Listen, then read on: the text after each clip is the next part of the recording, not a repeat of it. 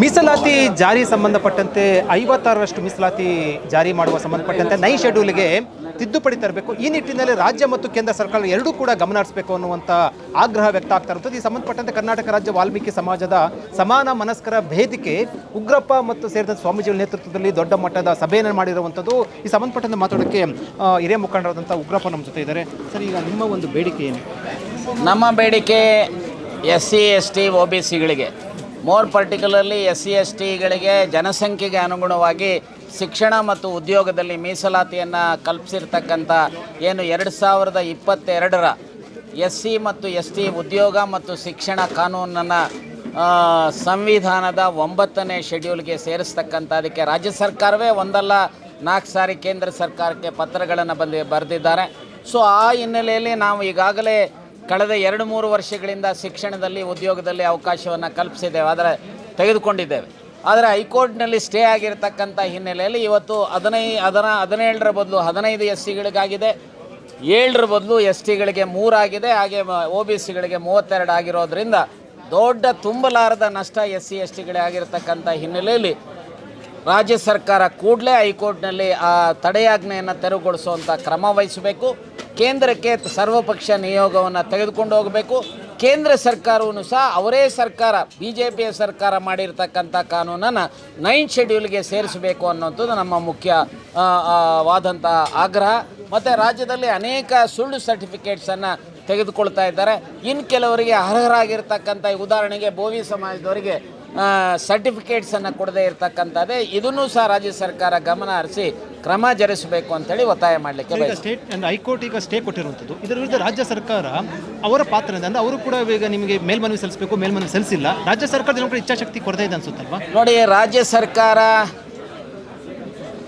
ಇದರ ಬಗ್ಗೆ ಗಮನ ಹರಿಸಬೇಕು.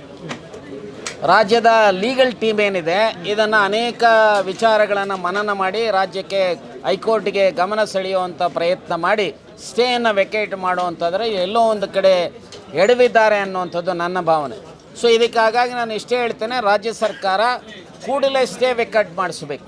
ಒಂದು ವೇಳೆ 9 ಶೆಡ್ಯೂಲ್ಗೆ ಇಮ್ಮಿಡಿಯೇಟ್ ಸೇರಿಸಿದರೆ ಈ ಸ್ಟೇಗಳೆಲ್ಲ ಇನ್ಫೆಕ್ಟಿವ್ಸ್ ಆಗ್ತವೆ. ಹಾಗಾಗಿ ಕೇಂದ್ರ ಸರ್ಕಾರ 9 ಶೆಡ್ಯೂಲ್ಗೆ ಸೇರಿಸುವಂಥ ಕೆಲಸ ಆಗಬೇಕು. ಮತ್ತು ಇವರು ವೆಕೇಟ್ ಮಾಡಿಸುವಂಥದ್ದಕ್ಕೆ ಹೈಕೋರ್ಟ್ನಲ್ಲಿ ಸೀನಿಯರ್ ಕೌನ್ಸಿಲನ್ನು ಡೆಲ್ಲಿಯಿಂದ ಬೇಕಾದ್ರೂ ಸಹ ಕರೆಸಿ ಎಂಗೇಜ್ಮೆಂಟ್ ಯಾವ್ಯಾವುದಕ್ಕೂ ಸೀನಿಯರ್ ಕೌನ್ಸಿಲ್ ಮಾಡ್ತಾರೆ. ಸೊ ಇದರಲ್ಲಿ ಅಡ್ವೊಕೇಟ್ ಜನರಲ್ಲೇ ಅನೇಕ ಸಾರಿ ಹೋಗಿಲ್ಲ. ಹೋದಂಥ ಸಮಯದಲ್ಲಿ ನಾವು 50% ರಿಕ್ರೂಟ್ ಮಾಡ್ತೀವಿ ಅಂತ ಇವರೇ ಒಂದು ಹಂತದಲ್ಲಿ ಸಬ್ಮಿಷನ್ಸನ್ನು ಮಾಡಿದ್ದಾರೆ. ಅದಲ್ಲ, 56%ಗೆ ರಾಜ್ಯಪಾಲರ ಅಂಕಿತ ಆಗಿದೆ, ಸರ್ವ ಪಕ್ಷಗಳ ಸಹಮತದಿಂದ ಕಾನೂನು ಮಾಡಲಾಗಿದೆ. ಅದನ್ನು ವೆಕೇಟ್ ಮಾಡಿಸ್ತಕ್ಕಂಥ ಕೆಲಸವನ್ನು ರಾಜ್ಯ ಸರ್ಕಾರ ಮಾಡಬೇಕು ಅಂತೇಳಿ ಆಗ್ರಹಿಸ್ತಾರೆ. 56% ಅಂತ ಮೀರಿದ್ರೆ 56% ಆದ ಕಾನೂನು ತೊಡಕೇನಾದರೂ ಇರುತ್ತೆ ಸರ್? ಇಂದಿರಾ ಸಹಾನಿಸ್ ಕೇಸಲ್ಲಿ 50 ಮೀರಬಾರ್ದು ಅಂತ ಇದೆ. ಆದರೆ 10% ಅಪ್ಪರ್ ಕ್ಲಾಸ್ ಕೊಟ್ಟಾಗ ಮೀರಿದೆ, ಆದರೆ ಅದನ್ನು ಊರ್ಜಿತ ಆಗಿದೆ. ಆದರೆ SC STಗಳಿಗೆ ಕೊಡುವಂಥದ್ದನ್ನು ಯಾಕೆ ಕೊಡಬಾರ್ದು?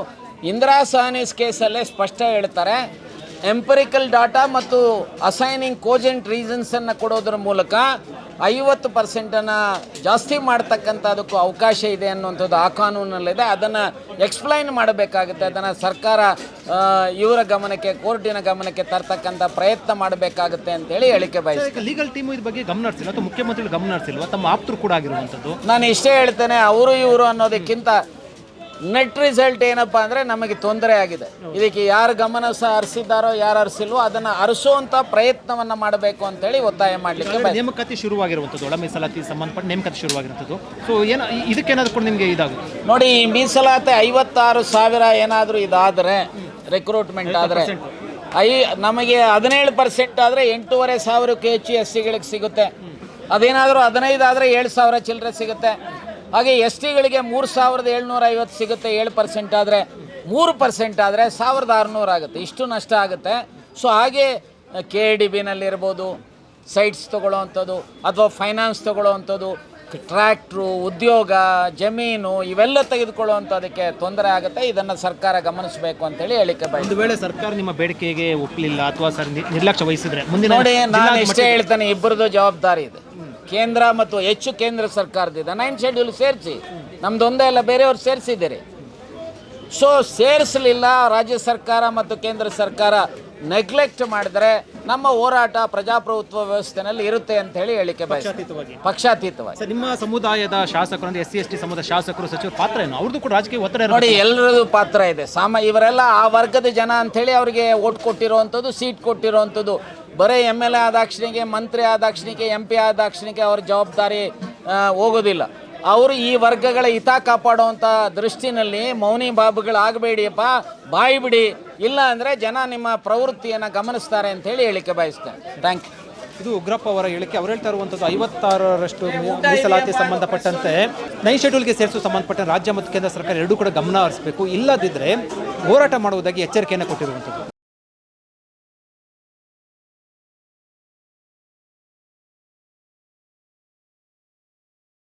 ಹೆಚ್ಚಿನ ಸುದ್ದಿ ಅಪ್ಡೇಟ್ಗೆ ಈಗಲೇ ದ ಫೆಡರಲ್ ಕರ್ನಾಟಕ ಯೂಟ್ಯೂಬ್ ಪೇಜನ್ನು ಸಬ್ಸ್ಕ್ರೈಬ್ ಮಾಡಿ.